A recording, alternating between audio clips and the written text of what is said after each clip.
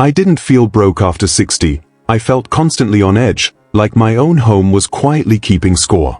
Opening a drawer made me feel behind. Closets carried pressure. Even paying bills felt rushed, not because the money wasn't there, but because my attention was always split. That's when it clicked. Money wasn't disappearing, clarity was. Over time, I'd collected not just things, but postponed decisions, backup plans, unfinished fixes, and emotional just-in-case items.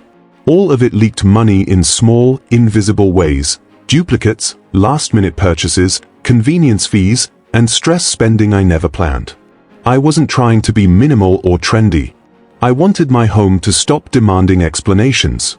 So instead of goals or intentions, I set rules. Clear, firm rules that removed hesitation and cut decisions before they became expensive. Those rules didn't just change my space, they changed how calmly I thought about money and daily choices. If this sounds familiar, take a moment to support this message. Tap like, subscribe, and use the hype button, because senior voices rise when we lift them together. Rule 1. If I forgot I own it, I'm allowed to remove it. This rule surprised me because it felt almost too simple, almost too obvious, but it turned out to be the most financially freeing rule I set. For years, I believed that once I bought something with good intentions, I had a responsibility to keep it. Getting rid of it felt wasteful or careless. But after 60, I started noticing a costly pattern I couldn't ignore anymore. The things I kept rebuying were often the exact things I already owned but couldn't remember owning. Flashlights, batteries, extension cords, notebooks, reading glasses, kitchen tools, even unopened toiletries. I'd stand in a store genuinely unsure, telling myself it was safer to buy another than risk needing it later. That uncertainty wasn't harmless. It was quietly draining my money. That's when I reframed forgetting. Forgetting wasn't a personal failure or a sign of aging. It was information. Useful, necessary items don't disappear from your awareness. They stay active in your daily life. If something hides so completely that I rediscover it by accident, behind other things, under piles, shoved into the back of a cabinet, it has already failed its job. After 60, my home should support my memory, not challenge it. Confusion is expensive. It leads to duplicates, rushed purchases, and that constant feeling that I'm one step behind. So I made this rule non-negotiable. When I come across something I forgot I owned, I don't argue with myself about what it cost or why I bought it. I don't spiral into guilt. I ask one simple question: if this disappeared tomorrow, would I notice? If the honest answer is no, it leaves. Donation if it's usable. Recycling or trash if it's not. No maybe pile. No second chances. What shocked me was how much lighter my thinking became. With fewer forgotten items, I stopped second-guessing myself in stores. I trusted what I owned because I could actually see and remember it. My spending slowed down naturally, not through discipline, but through clarity. Forgetting stopped being something I fought. It became feedback I listened to. And after 60, that shift saved me more money than any budget ever did. Rule 2. Nothing lives rent-free in my retirement. This rule forced me to look at my home the same way I look at my finances. After 60, I realized something uncomfortable. I was still paying for things long after I stopped enjoying or using them. Not always with cash upfront, but in quieter ways: storage space, cleaning time, maintenance, insurance, replacements, and mental tracking. I had furniture I had to work around, clothes that dictated special care, gadgets that needed charging, updating, or fixing, and boxes that existed purely so I wouldn't have to decide. None of it was free. Every item was collecting rent from me, whether I noticed it or not. So I drew a clear line. If something costs me anything to keep, money, time, effort, worry, or attention, it has to give something back to me every single week. Not memories. Not intentions. Not "I might need this someday." Weekly value. That might be use, comfort, convenience, or genuine enjoyment. If it doesn't pay up regularly, it doesn't stay. What surprised me was how many things failed this test immediately. Items I dusted but never touched. Clothes I kept just in case but never reached for. Subscriptions tied to equipment I barely used. Even sentimental objects that required careful handling but never actually gave me peace. I wasn't angry at these things, I was just done subsidizing them. The action became simple and unemotional. I started asking one direct question as I moved through my home. What does this give me in an average week? If I had to stretch for an answer, that was my answer. Things that truly mattered showed up without explanation. Everything else was quietly evicted. The financial shift was subtle but powerful. Fewer things to maintain meant fewer surprise expenses. Less cleaning meant less stress spending. Fewer obligations meant clearer decisions when I did choose to buy something. My retirement stopped feeling crowded by obligations I never agreed to.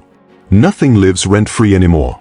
If it takes from me, it gives back, regularly, clearly, and without negotiation. Rule 3, one drawer, one category. No exceptions. This rule came from a mistake I kept repeating without noticing it. Every time I bought something twice, it traced back to the same problem: mixed drawers. Not cluttered rooms, not overflowing closets, but drawers where unrelated items quietly blended together. Batteries mixed with tape. Pens mixed with receipts. Tools mixed with instruction manuals. On the surface, everything looked organized enough, but my brain couldn't read it quickly. After 60, that hesitation matters. When I can't see what I have at a glance, my default becomes replacement instead of checking. That's how money leaks out. I used to rely on memory to compensate for messy categories. I'd tell myself, I think I have one somewhere. But somewhere is expensive. It creates doubt, and doubt sends me to the store. Once I noticed that pattern, I made this rule absolute. One drawer serves one purpose, and that purpose can be named in a single, clear word. If I hesitate, if I start adding, and the drawer fails the test. This isn't about perfection or labels. It's about speed and trust. A single category drawer lets me open it and instantly know what's there and what's missing. No searching. No second guessing. No emergency purchases because I'm unsure. When drawers mix categories, they hide duplicates and bury useful things under distractions. That's when I end up buying batteries I already own or tools I can't find in the moment I need them. The action is straightforward and fast. I take one drawer at a time. I empty it completely, choose one category that genuinely belongs there, and return only those items. Everything else must earn a different home or leave. No temporary piles. No overflow. If there's too much to fit comfortably, that's information, not a problem to solve with bigger drawers. What changed surprised me. I stopped opening drawers with frustration. I stopped overbuying small items. I trusted my space again. One drawer, one category didn't just organize my home, it slowed my spending by removing uncertainty. And after 60, fewer uncertain moments mean fewer unnecessary purchases. Rule 4. If I have to explain why I'm keeping it, it leaves. This rule came from listening to myself talk, really listening. I noticed that certain items triggered long internal speeches. I'd pick something up and immediately start defending it. I might need this. Someone gave this to me. It was expensive. I'll get to it one day. The explanations were detailed, emotional, and strangely exhausting. That's when I realized something important. Items that truly belong in my life don't require a defense. They don't put me on trial in my own home. After 60, my energy is valuable. Anything that demands a justification every time I see it is quietly draining me. These were often objects tied to guilt, obligation, or old promises, gifts I never used, projects I never started, clothes I felt I should wear, equipment for hobbies I'd already outgrown. None of these things were helping me now, but they were constantly asking for mental space. And mental space is not free. It shows up as irritation, avoidance, and that nagging sense that I'm behind on something I can't even name. So I made the rule strict and immediate. The moment I hear myself explaining why I'm keeping something, I stop. No debate. No second round of reasoning. The explanation itself is the signal. If an item needs a story to stay, it's no longer serving my present life, it's anchoring me to the past or an imagined future. I don't owe my home a courtroom argument. The action is simple but powerful. I pick the item up and notice my first reaction. If it's ease, it stays. If it's justification, it goes. Donation, passing it on, or letting it leave entirely, the method doesn't matter as much as the decision. What matters is ending the mental negotiation. What surprised me most was the relief. Rooms felt quieter, not emptier. I stopped feeling watched by my belongings. My spending changed too, because I was no longer compensating for guilt with purchases or holding onto things out of imagined responsibility. After 60, I don't need my home to challenge me. If something requires explaining, it doesn't belong here anymore. Rule 5. I don't keep objects for past versions of myself. This rule took me the longest to accept, because it isn't really about objects, it's about honesty. For years, I kept things that belonged to versions of me that no longer showed up. Clothes for a body that moved differently. Equipment for routines I'd quietly stopped enjoying. Items tied to roles I had already retired from, even if I hadn't said that out loud yet. None of it felt dramatic. It just sat there, taking up space, reminding me of who I used to be or who I thought I should still be. And that quiet reminder carried weight. What I didn't realize at first was how expensive that weight was. Keeping objects for a past life kept me stuck in comparison. Every time I saw them, there was a subtle sense of failure, pressure, or unfinished business. That emotional friction affected my spending more than I expected. I'd buy things to compensate, to restart, to feel prepared, even when I wasn't truly interested anymore. My home wasn't supporting my present life, it was negotiating with my past. So I drew a firm line. If an item only makes sense for a version of me that no longer exists in my daily reality, it doesn't stay. That doesn't mean I dismiss my past. It means I stop storing it in my living space. Memories don't require physical proof to remain valid. Experience doesn't disappear just because the object does. The action is direct. I ask myself one grounded question: does this item support how I actually live today? Not how I lived 10 years ago. Not how I hoped I might live again. Today. If the answer is no, it leaves. I don't wait for the right time to return to it. That time has already spoken. What surprised me was the calm that followed. My home stopped asking me to measure myself against who I used to be. Decisions became clearer. Spending became more intentional. I stopped buying things for imaginary restarts and focused on what truly fits my life now. After 60, my home doesn't need to preserve every chapter. It needs to support the one I'm living. Rule 6. No object is allowed to create a future task. This rule came from noticing how many things in my home were quietly turning into assignments. Not urgent enough to act on today, but persistent enough to weigh on me tomorrow. A lamp that needed rewiring. A box I meant to sort. Papers I planned to file. Something I'd fix when I had more time, more energy, or more patience. None of these tasks were on my calendar, but they lived in my head rent-free.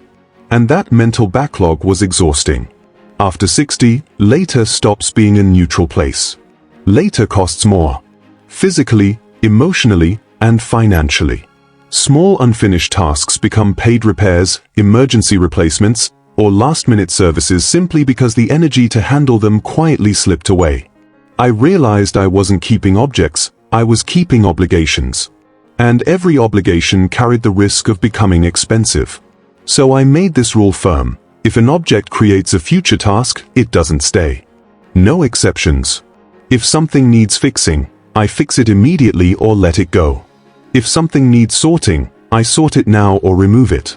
If something requires a decision I've already postponed once, that decision is made by default, it leaves. I don't allow my home to assign work to a future version of me that may not want it. The action is simple but uncomfortable at first. When I pick something up, I listen for the word later. I'll deal with this later. I'll fix it later. I'll figure this out later. The moment that word appears, I stop. Later is not a plan. It's a delay with interest. Either I complete the task right now, or I remove the object that created it. What changed surprised me. My home became calmer because it stopped asking things of me. I wasn't surrounded by reminders of unfinished business. My spending improved too, because I stopped paying urgency fees, rush repairs, convenience services, replacements bought under pressure. After 60, I don't owe my future self more work. If something creates a task, it either gets resolved immediately or it leaves. Rule 7. Storage is a bill, even inside my own house. For a long time, I treated storage like free space. Closets didn't feel like a cost. The garage felt neutral.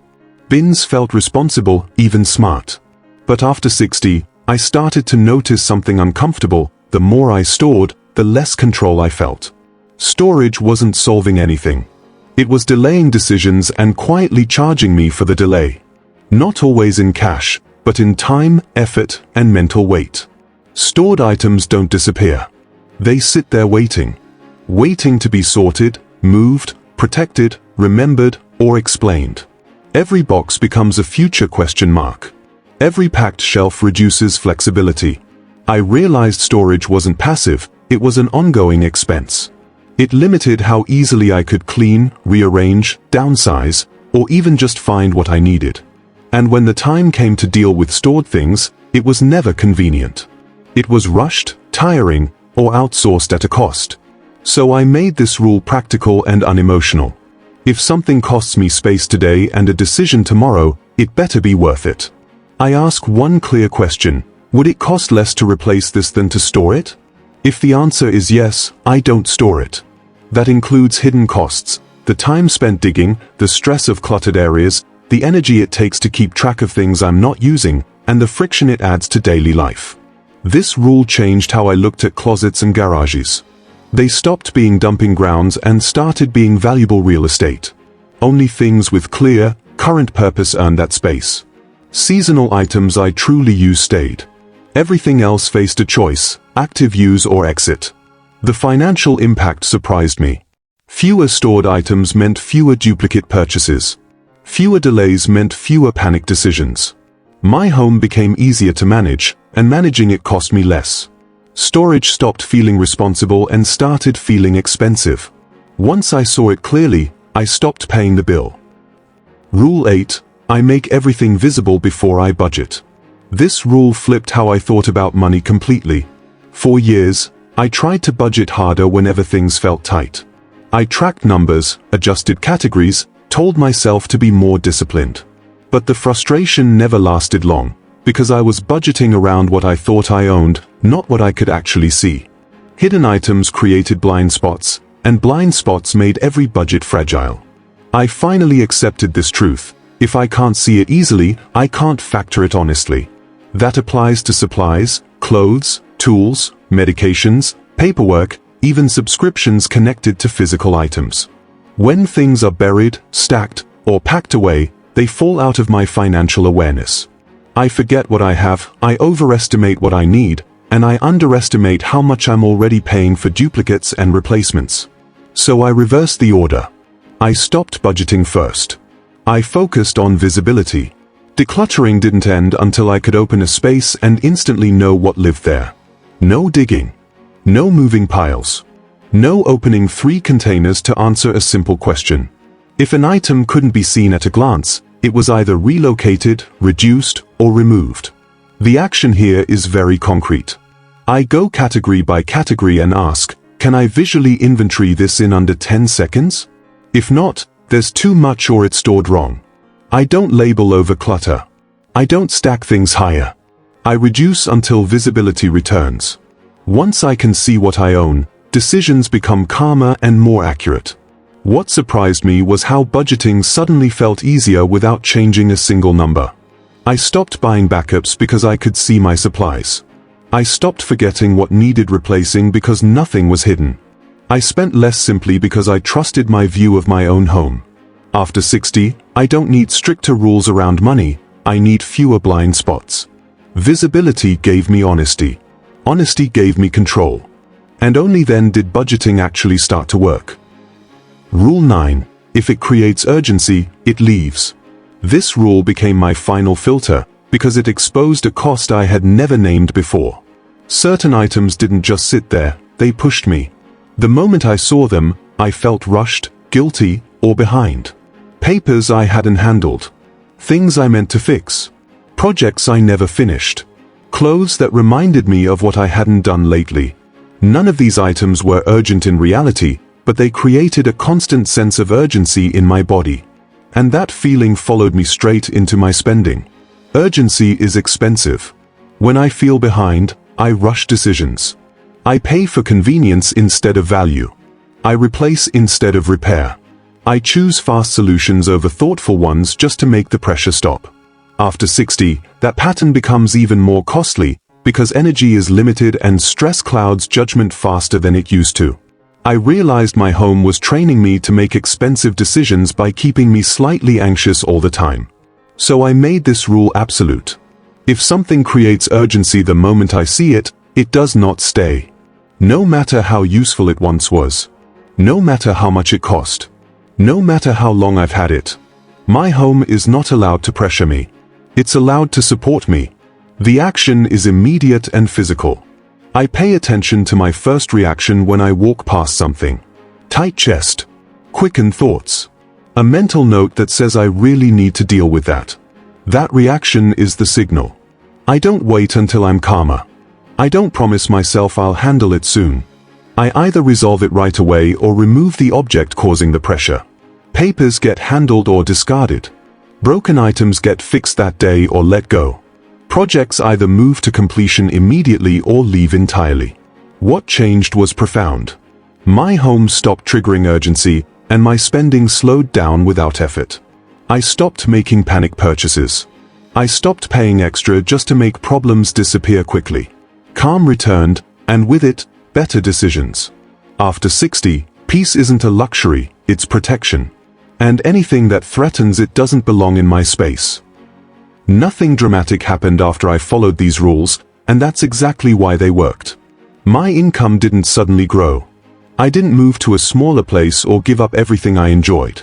What changed was how often my money was forced to react. I stopped replacing things I already owned because I could actually find them. I stopped paying convenience fees just to escape pressure. I stopped making rush decisions to quiet that low-level stress my home used to create. Without realizing it, my spending slowed down because my environment stopped provoking it. Bills felt easier to manage not because they were smaller, but because fewer surprises showed up alongside them. What surprised me most was how much confidence returned. I trusted my decisions again. I trusted my memory. I trusted my space. Instead of constantly feeling like I was one step behind, I felt caught up with my own life. That feeling matters after 60. When your surroundings stop demanding attention, you think more clearly, plan more calmly, and spend more intentionally. Decluttering didn't give me less, it gave me margin. Margin to pause. Margin to choose. Margin to say no to expenses that used to sneak in through confusion and urgency. That's the part seniors rarely hear. Decluttering after 60 isn't about simplicity for its own sake. It's about visibility, calm, and control. It's about closing quiet money leaks that don't show up on a budget sheet but show up in daily life. If this message resonates with you, help it reach others who need it. Tap the hype button to lift senior voices like this higher. You get 3 hypes each week, and every one makes a difference. Like this video, subscribe to stay connected, and share it with someone over 60 who feels financially alert all the time but hasn't figured out why yet.